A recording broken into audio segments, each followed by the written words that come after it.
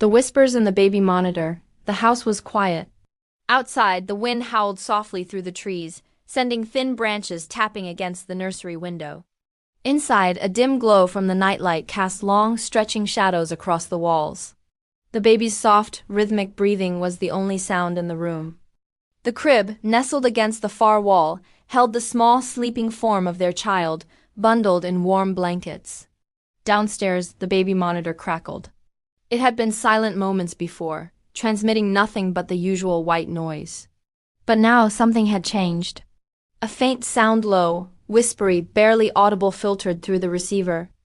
At first, it was indistinct, just the subtle shifting of static, as if someone were adjusting the frequency.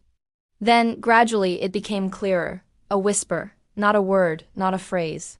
Just the unmistakable timbre of something breathing, something murmuring just beyond comprehension. A flicker of unease settled in the air.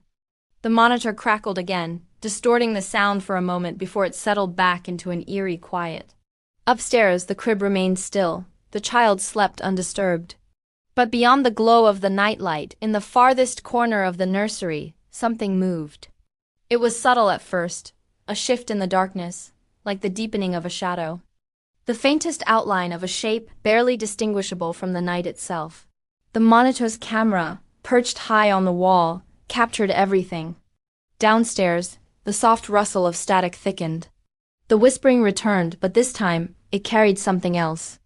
A rhythm, breath, words, a voice speaking in a tone so hushed it was almost lost beneath the waves of static. The sound pressed against the edges of the receiver, growing clearer, more deliberate. It was watching.